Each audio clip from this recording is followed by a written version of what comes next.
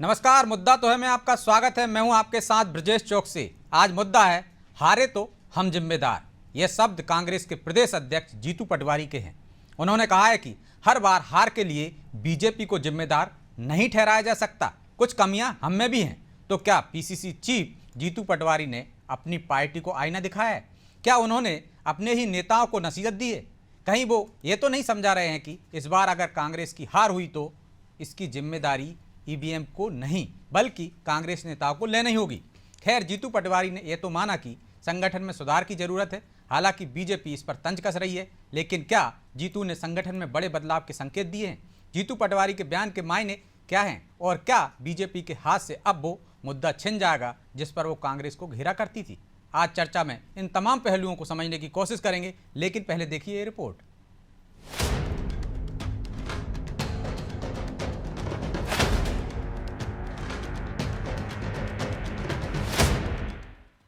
हम हर बार बीजेपी पे तोहमत लगा दें, 4 बार हम हारे हैं, इसका मतलब परिवर्तन हमें भी चाहिए, सुधार हमें भी चाहिए। देर आए दुरुस्त आए। जीतू पटवारी उस वक्त नया इतिहास लिखने की कोशिश कर रहे हैं जब उनके बड़े नेता राहुल गांधी से लेकर दिग्विजय सिंह कांग्रेस की हार की वजह ईवीएम या विरोधी दलों को बताते हैं। ऐसे में जीतू पटवारी ने कहा कि हर हार के लिए बीजेपी नहीं, वो खुद भी जिम्मेदार है। प्रदेश में लोकसभा चुनाव निपटने के बाद पीसीसी चीफ जीतू पटवारी ने ये साफ संकेत दे दिए हैं कि आने वाले कुछ महीने में संगठन स्तर पर वो बड़े बदलाव कर सकते हैं और अगर लोकसभा चुनाव के नतीजे विधानसभा चुनाव जैसे रहे तो शायद इस बार कांग्रेस नेताओं पर ही हार का ठीकरा फोड़ा जाएगा, न कि ईवीएम पर। हम हर बार बीजेपी पे तोहमत लगा दें और वो जीत गई तो ये कारण थे और अपनी कमियों को छुपा लें, ये कभी नहीं हो सकता है। 4 बार हम हारे हैं, इसका मतलब परिवर्तन हमें भी चाहिए, सुधार हमें भी चाहिए। कुछ व्यवस्थाएं ऐसी बने जो एक तरह से उदाहरण बने। तो जो लोग गए हैं उनके लिए क्या करना चाहिए, इस पर एक रणनीतिक फैसला भी करना है। और मैंने जैसा शुरुआत में कहा था, बहुत सी चीजें बदलाव के बाद थोड़े 1-1.5 महीने में दिखेगी। अब जीतू पटवारी ने पार्टी को आईना दिखाया और संगठन में बदलाव के संकेत दिए तो इधर बीजेपी को उस पर तंज कसने का मौका मिल गया। एक बार फिर बीजेपी कांग्रेस पर चुटकी ले रही है और कह रही है कि कांग्रेस ने पहले से ही हार मान ली है, इसलिए इस तरह की बयानबाजी जीतू कर रहे हैं। ये बात तो अच्छी है कि अगर वो हार की जिम्मेदारी स्वयं में लें, लेकिन पूरी कांग्रेस जो है ना दूसरों पर ही हार की दोष मढ़ती रहती है, भाजपा पर मढ़ती रहती है। अब पहली बार ये कह रहे हैं, आप बताइए अक्षय बम ने नामांकन वापस लिया और अगर जिम्मेदारी लेना होती तो त्यागपत्र जीतू पटवारी जी को स्वयं देना चाहिए। अगर खजुराहो में इनके साथ वाले प्रत्याशी घुटने पे आ गई कांग्रेस और इंडिया अलायंस, और जिस प्रकार से लाखों कांग्रेसी नेता मध्य प्रदेश में कांग्रेस छोड़ गए, तो फिर किस बात की समीक्षा करेंगे? ना केंद्र में कोई समीक्षा होती है कांग्रेस में, ना राज्य स्तर पर होती है। विधानसभा चुनाव में मिली करारी हार के बाद भी कांग्रेस के किसी भी बड़े नेता ने हार की जिम्मेदारी नहीं ली थी। दिग्विजय सिंह समेत कई नेता ईवीएम राग आलापते दिखे। हालांकि कुछ एक नेता ऐसे भी थे जिन्होंने इसे इशारों ही इशारों में गलत बताया था और आला कमान को हार की जिम्मेदारी तय करने के लिए कहा था। लेकिन अब जीतू पटवारी ने खुले तौर पर ये माना है कि हार की वजह हमारी कमियां हैं जिन्हें दूर करना ही होगा और जिम्मेदारी लेने से भी नेता मुंह नहीं छिपा सकते। खैर, लोकसभा चुनाव के बाद जीतू अपनी बात पर कितना कायम रहेंगे, ये देखना दिलचस्प होगा। ब्यूरो रिपोर्ट, अनादि टीवी।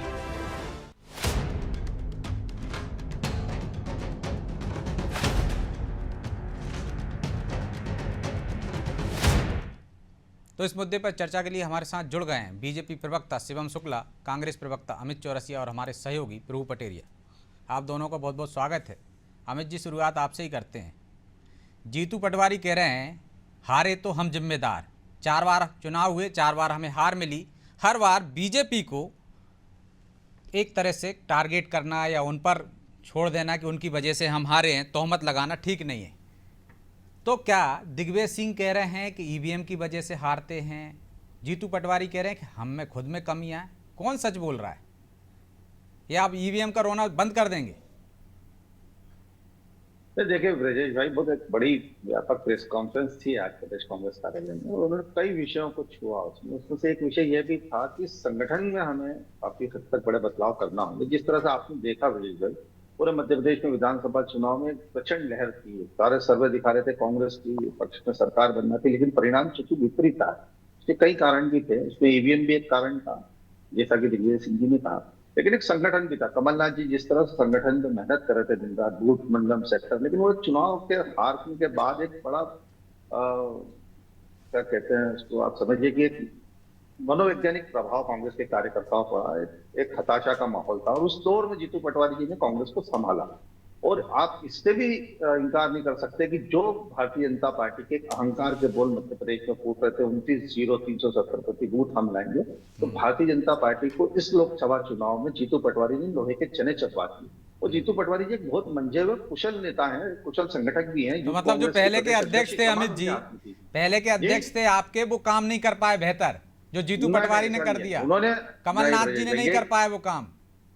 यही बात है। भारतीय जनता पार्टी इसी तरह के भ्रम फैलाती कि वो नहीं कर पाए, ये कर पाए, ये नहीं कर पाए, वो कर पाए। ये एक प्रकार से आपस में लड़ने का, फूट डालने का भारतीय जनता पार्टी करती है। ऐसा कुछ भी नहीं। कमलनाथ जी ने अपनी तरफ से एक बेहतर संगठन भी चलाया, मजबूती के साथ चुनाव भी लड़ा।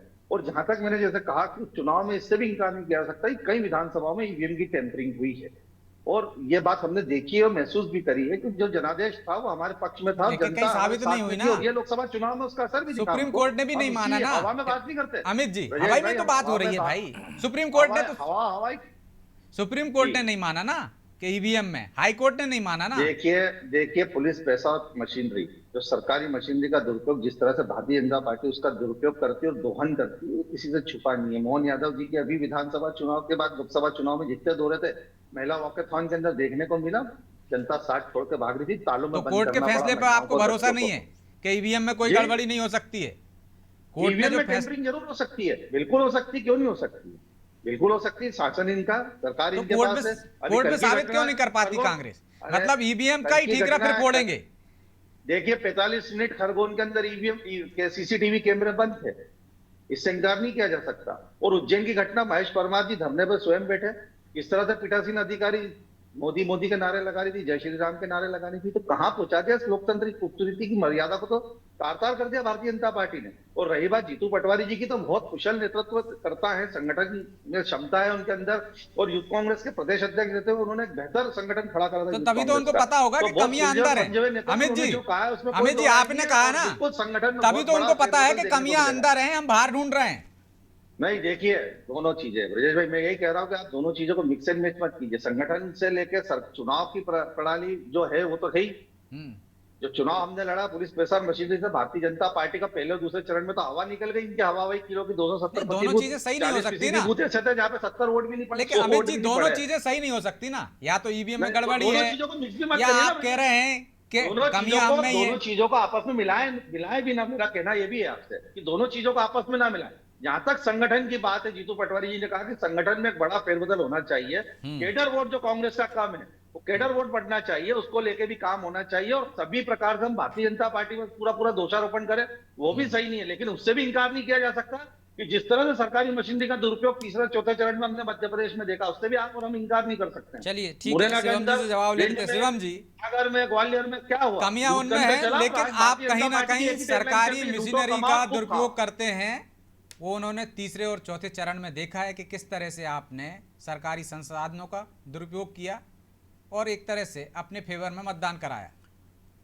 देखिए ब्रजेश जी, आज जो जीतू पटवारी जी ने जो बात कही है उस पर वह पंक्तियां मुफीद है कि उम्र भर गाली वो भूल करता रहा, धूल थी चेहरे पे और आईना साफ करता रहा। कांग्रेस के संगठन के भीतर जो खामियां हैं, जो गड़बड़ी है, जो एक टैलेंट मैनेजमेंट क्राइसिस है, जिस प्रकार से राष्ट्रवादी विचारधारा के विरोध की राजनीति है, कई सारे आत्मघाती निर्णय हैं जो चुनाव के दौरान कांग्रेस के नेतृत्व के द्वारा लिए जाते हैं, जिससे जन भावना स्वीकार नहीं कर पाती है।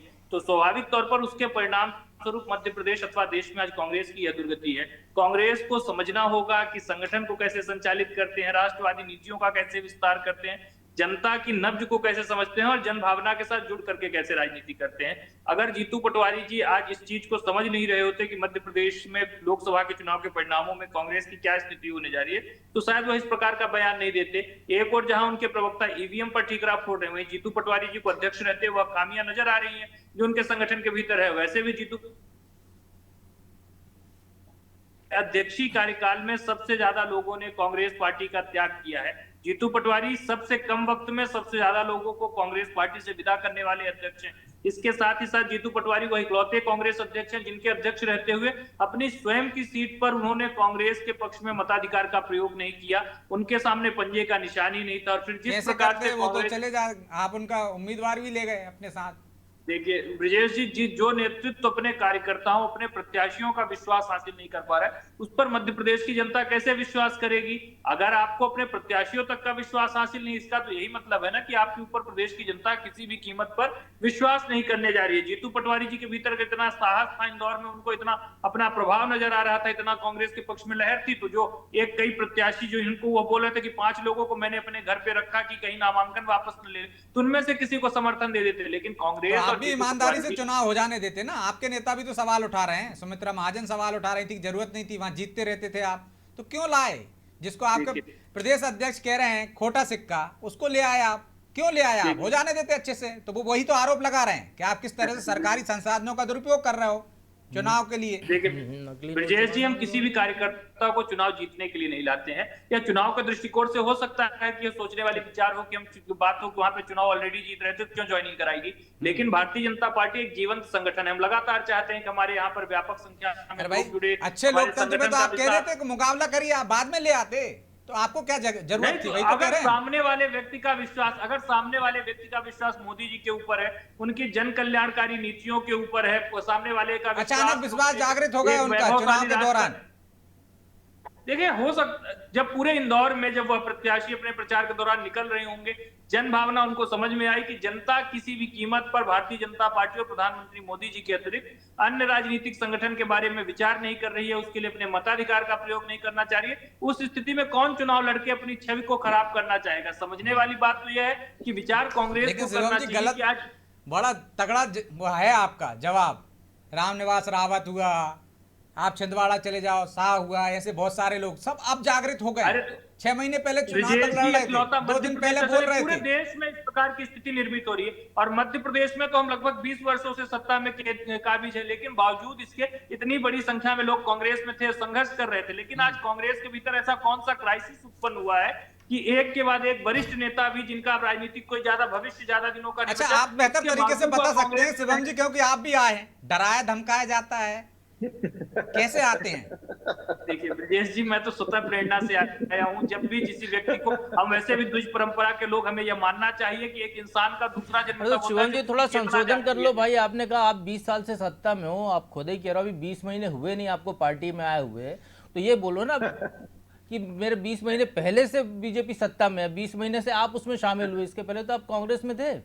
देखिए जो सबसे महत्वपूर्ण चीज है, यहाँ पे शिवम शुक्ला एक व्यक्ति नहीं, मैं भारतीय जनता पार्टी के प्रतिनिधि के रूप में हूँ।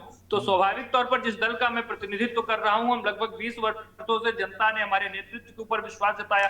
बहुत सारे ऐसे भी नेता हैं जो इस दल की जब स्थापना हुई थी तब मौजूद नहीं थे, लेकिन बावजूद उसके आज वो उसके रिप्रेजेंटेटिव है। तो उस रूप में मैंने इस बात को कहा। और जो सबसे महत्वपूर्ण चीज है, भारतीय जनता पार्टी सदैव मानती है कि अपने दल का विस्तार करने के लिए जो भी हमारे साथ जुड़ना चाहे, हम तो उनका स्वागत करते हैं। प्रत्येक नागरिक अगर इस विचारधारा को आत्मसात करे, है राष्ट्रवादी जो विचारधारा है, इसका विस्तार तो व्यापक तरीके से मध्य प्रदेश में तो चुनाव हो गए शिवम जी, दरवाजे बंद किए हैं कि खुले हैं अभी? देखिए स्वाभाविक तौर पर ब्रजेश जी, संगठन लगातार अपने भीतर विस्तार करता रहता है। नए लोगों के आने जाने का बीजेपी की वॉशिंग मशीन चालू रहेगी, संगठन में चला रहता है। कांग्रेस को विचार करना चाहिए कि उनके अपने प्रदेश अध्यक्ष की सीट पर प्रत्याशी नहीं खड़ा हो रहा, सूरत में इनका प्रत्याशी चुनाव नहीं लड़ रहा, राजस्थान में इनके। चलिए ठीक है, अमित जी छोटा सा जवाब दीजिए, फिर मैं प्रभु जी के पास जाऊंगा। वो कह रहे हैं कि आपके काम ऐसे हैं, राष्ट्र विरोधी आपकी विचारधारा जो हो गई है, जो आपके बयान हो गए, जो निर्णय लेते हो आप, उसकी वजह से आप हारते हो और ठीकरा फोड़ देते हो। आपके प्रत्याशी का हृदय परिवर्तन हो जाता है बीच उसमें और आपको पता नहीं चलता।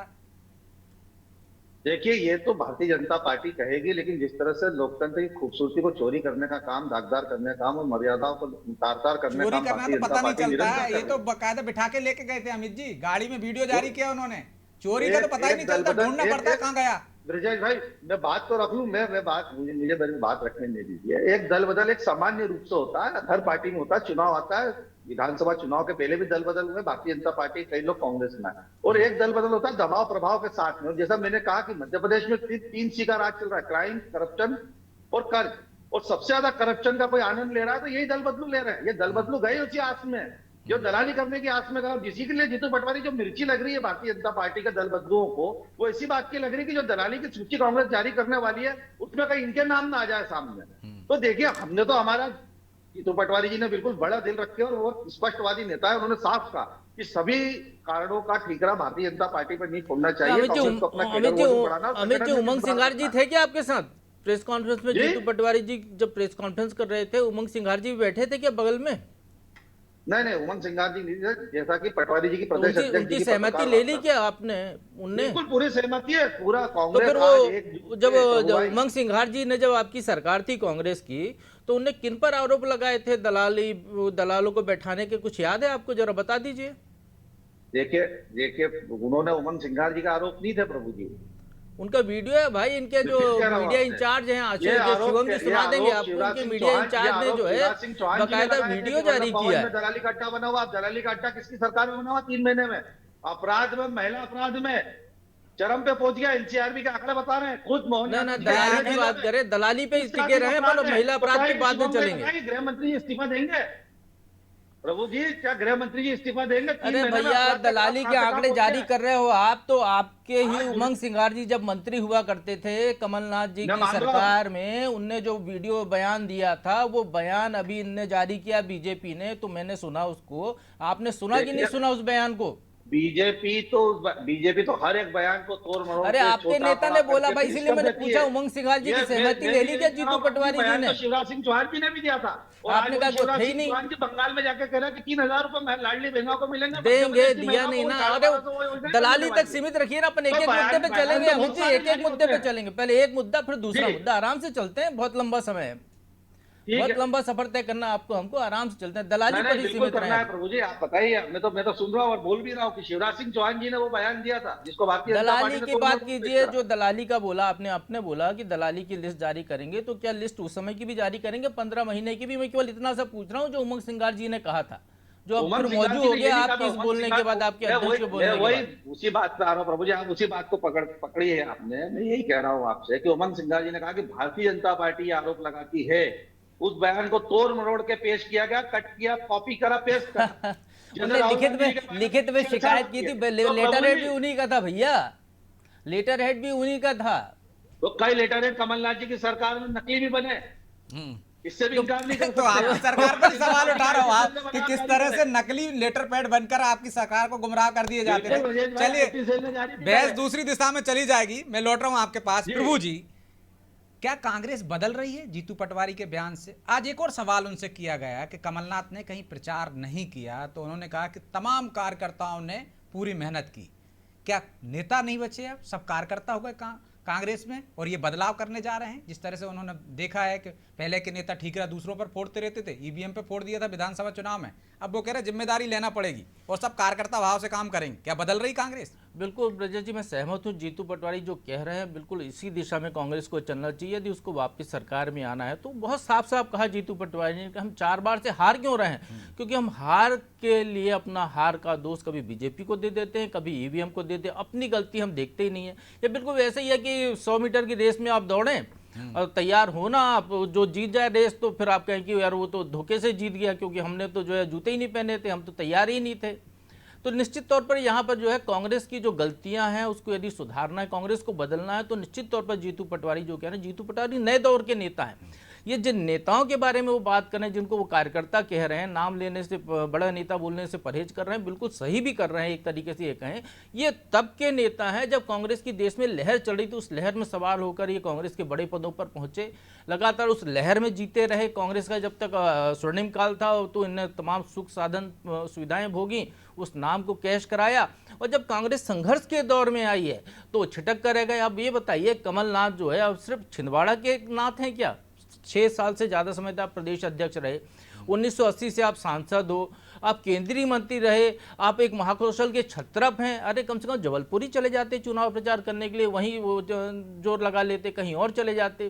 केवल 2 जगह आप मुंह दिखाई के लिए गए, बैतूल और होशंगाबाद, उसके बाद कहीं नजर नहीं आ रहे हैं।